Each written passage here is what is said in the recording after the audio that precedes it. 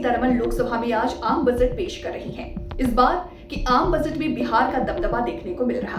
Budget में अब तक बिहार को कोई बड़ी सौगात मिल चुकी है, जिसमें आपको बता दें कि ग्रीनफील्ड एयरपोर्ट से लेकर के आईआईटी पटना के विस्तार का भी ऐलान किया गया है। इसके अलावा बिहार की जनता की कमाई को बढ़ाने के लिए आम बजट में बड़ी घोषणा की गई।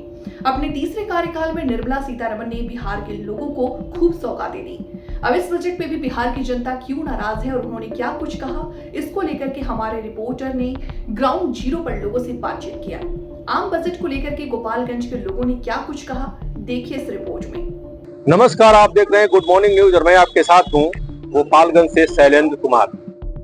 देश के वित्त मंत्री निर्मला सीतारमण आज बजट पेश कर दी है।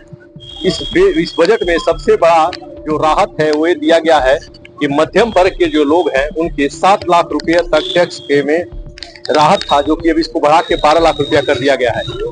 चर्चाएं खूब हो रही है इस बजट का। कुछ लोगों को इससे खुशी है, कुछ लोगों की नाराजगी है, ताकि और भी उम्मीदें थी सरकार से।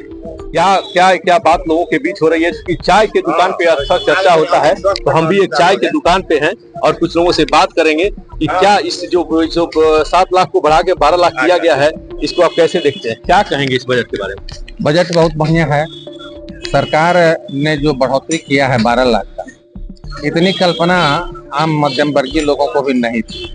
अक्सर सरकार करती है, थोड़ा सा बढ़ा देती है, लेकिन 7 लाख को सीधे 12 लाख कर देना, ये मध्यम वर्गीय उन कर्मचारियों के लिए और व्यवसायियों के लिए भी लाभदायक है जो साल में 1 लाख रुपया महीना तक कमाते हैं। सरकारी कर्मचारी जो हैं उनको 75,000 का स्टैंडर्ड डिडक्शन भी कर दिया गया है।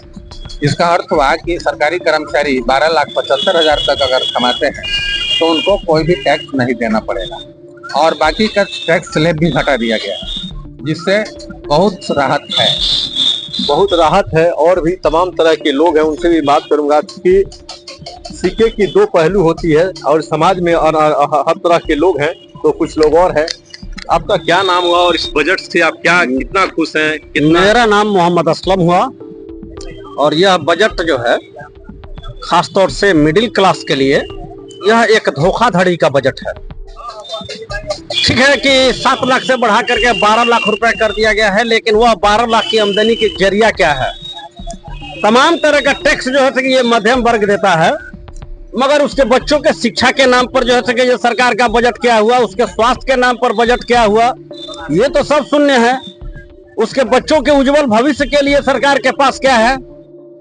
टैक्स जो है वह जो है मिडिल क्लास ही टैक्स पेयर है। बाकी अपर क्लास तो जैसे कि ये तो सारे लोग जैसे कि टैक्स चोर हैं और इनके टैक्स के पैसे को आज जो है लगभग 26 लाख करोड़ रुपये का बजट टैक्स जो है वह किसके ऐशो आराम में जा रहा है? इन धोखाधड़ी करने वाले जो है कि नेताओं के जेब में जा रहा है, यहाँ के पदाधिकारियों के जेब में जा रहा है। जैसे हम गोपालगंज में बैठे हुए हैं, बिहार की सरजमी है, यहाँ डीओ पकड़ा जाता है लाखों करोड़ों रुपये के साथ। इन तमाम जो है कि रिश्वतखोरों को भी ये क्या है, भ्रष्टाचार का एक अड्डा बना हुआ है। भ्रष्टाचार और सारी मुद्दों पे भी बात होगा।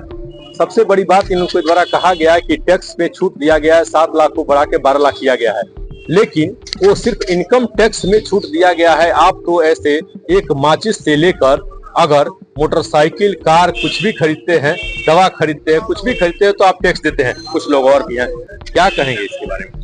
नहीं, इनकम टैक्स को जो अभी सरकार ने बढ़ा दिया वो मीडियम वर्ग के लोगों के लिए तो बहुत अच्छा है, लेकिन अब उसमें जो मोटरसाइकिल है, कार है, उसमें इनकम टैक्स है, उसको भी कम करना चाहिए, दायरा उसका भी कम होनी चाहिए। इसलिए कि मिडिल क्लास के लोग चाह कर भी नहीं खरीद पाते, उसका टैक्स 12% और बिहार स्टेट का और सेंट्रल गवर्नमेंट का दोनों मिलाकर के 18% टैक्स लगता है। इसलिए उसमें उसका दायरा कम करना चाहिए कि उसमें टैक्स जो ले रही है सरकार उसको कम करे। सरकार जो टैक्स ले रही है उसमें टैक्स में कमी करे।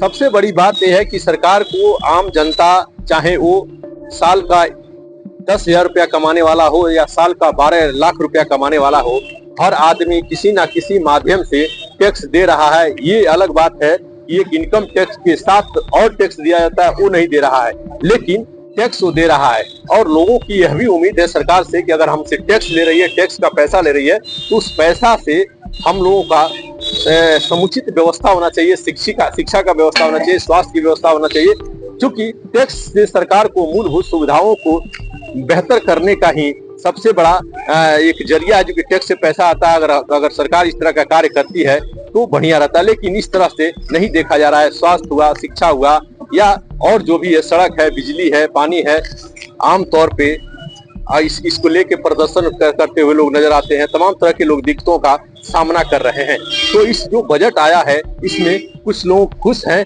तो कुछ लोग नाराज हैं, और कुछ लोगों की नाराजगी है। तो नाराजगी का भाई क्या कारण है उसको भी ना आपने सुना, लेकिन अभी भी जो आम जनता है, और खास करके जो गोपालगंज से अगर मैं बात करता हूँ, तो गोपालगंज की जनता है, उसको भी तमाम उम्मीद था कि हम लोगों को कुछ ना कुछ इस बजट में मिलेगा।